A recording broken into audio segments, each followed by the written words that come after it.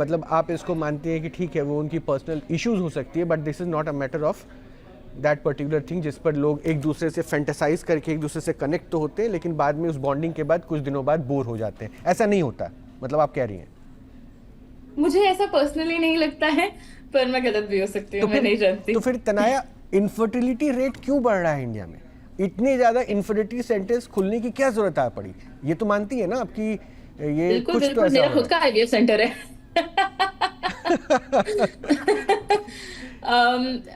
Infertility rate बढ़ने का एक बहुत सिंपल रीजन है कि मैरिज लेट होती जा रही है। पहले अर्ली मैरिज होती थी, एंड औरतों की फर्टिलिटी जो होती है वो उनकी एज से बहुत स्ट्रांगली कोरिलेटेड होती है।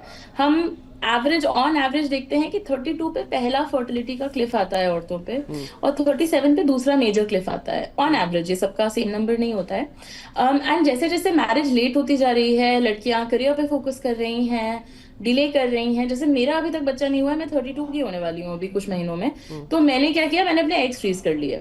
ये इसलिए इम्पोर्टेंट है क्योंकि जो लड़कियां होती हैं वो अपनी जिंदगी भर का एग का स्टॉक लेके पैदा होती हैं। जैसे जैसे जिंदगी कटती जाती है वो अंडों का नंबर कम होता जाता है।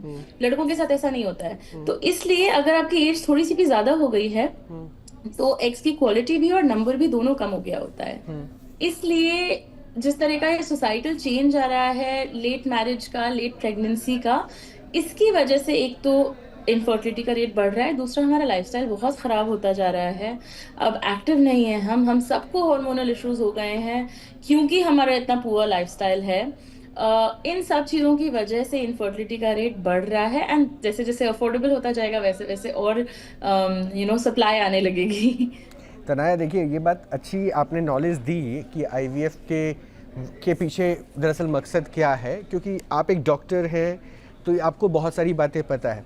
बट आपने एक स्टेटमेंट जो कहा ना कि मेल के साथ ऐसा नहीं है, मुझे लगता है कि शायद ये लाइन आपकी पकड़कर लोग उठाकर बोलने लगे कि देखो दिस इज़ द रीज़न, क्योंकि किसी फैमिली में अभी भी ऑर्थोडॉक्स सोच में ये होता है कि when the lady is not getting pregnant, अगर वो प्रेग्नेंट नहीं हो पा रही है तो इसके लिए उसको दोषी दिया जाता है, ना कि उसके पति को जिम्मेदार ठहराया जाता है। हेल्दी स्पर्म काउंट्स भी तो मैटर करता है ना? बिल्कुल, मैं आपको बता नहीं सकती हूँ, हमारे ओपीडी में 50% जो महिलाएं आती हैं उनकी इतनी मोटी फाइल होती है, और उनसे पूछो कि हस्बैंड की जांच कहाँ है, तो बोलते हैं हस्बैंड की जांच की होगी, बच्चा तो हमें कराना है ना। तो मतलब लोगों को ये कॉन्सेप्ट ही नहीं है कि बच्चा दो लोगों से बनता है, सारा लड़कियों पे ब्लेम डाल दिया जाता है। एंड अक्सर हम अगर आदमियों को एडवाइस भी करते हैं ना कि आपका स्पर्म एनालिसिस हमें कराना पड़ेगा, आपकी सीमेन एनालिसिस करानी पड़ेगी, तो वो अक्सर नहीं कराते हैं जब तक उनके पीछे ना पड़ जाएं। 40% फर्टिलिटी इश्यूज जो होते हैं वो मेल से आते हैं, 40% फीमेल से आते हैं, और बचे हुए 20% अनएक्सप्लेन्ड या कंबाइंड इश्यूज होते हैं। तो जो आजकल के लाइफस्टाइल इश्यूज हो गए हैं ना, आजकल ड्रग्स एक तो बहुत ज्यादा बढ़ गई हैं, ड्रग्स का कंजम्पशन स्पेशली अमंग्स मेन बहुत बढ़ गया है। स्मोकिंग इतनी है, इतनी ज्यादा स्मोकिंग है हमारे यहाँ as a culture. Binge drinking का कल्चर इतना ज्यादा है लड़कों में। इन सब चीजों की वजह से सीमेन की हेल्थ तो बहुत खराब होती जा रही है, टेस्टोस्टेरोन का लेवल गिरता जा रहा है। टेस्टोस्टेरोन के लिए बहुत जरूरी है कि आपको अच्छा सन एक्सपोजर हो, आप एक्सरसाइज करें, आप हेल्दी खाएं। ये तीनों चीजें कुछ नहीं हो रही हैं। सन से हम ऐसे भागते हैं, एकदम पूरा उस समय घूंघट करके घूमते हैं। हम हेल्दी खाना, हेल्दी स्लीपिंग, ये सब तो एकदम हो ही नहीं रहा है।